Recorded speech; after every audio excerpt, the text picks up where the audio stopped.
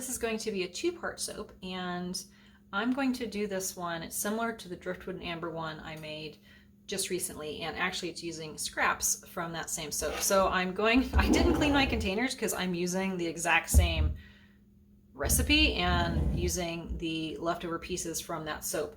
So what I'm going to do, I'm going to use this vertical mold, and I've said this in other videos. My husband made this for me, which is awesome. I have it tilted because I don't fall out. Anyway, my husband made this for me, but it's a millimeter too big in one direction. So when I fill it up for my normal size bars, it actually makes them a little bit bigger. So because I had measured these based on those, like the purple ones, and I measured clear to the top, but I don't always fill to the top. So anyway, I'm going to have him shave off a little bit more, but this will actually work really good in my handmade corrugated plastic mold.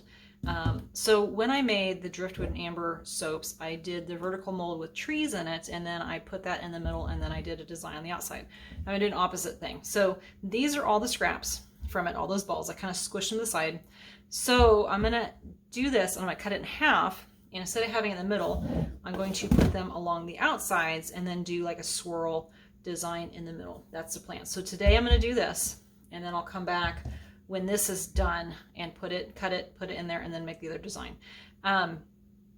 So this is fragranced with the Driftwood and Amber from Brambleberry.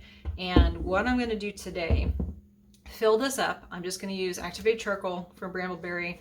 I have some coffee grounds from home that have their spent coffee grounds. They've been dried out.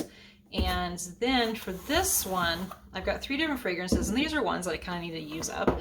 I have Tobacco and Leather from Wholesale Supplies Plus. I have Cardamom and Cedar from Brambleberry, and then I have Vanilla Oak from Brambleberry. So this one is supposed to behave well. This one has mild acceleration. Oh, this one discolors to brown. This one does not discolor. And then this one discolors to brown. It does have acceleration. So I'm going to be using this fragrance in this part, and then for the swirls I'm going to have probably some browns and greens. We'll kind of play with it, but activate charcoal, coffee grounds, and then the dark discoloring fragrance for that. So I'm going to finish. I just heat this up so everything needs to come to the right temperature. We'll come back when it's time to make up.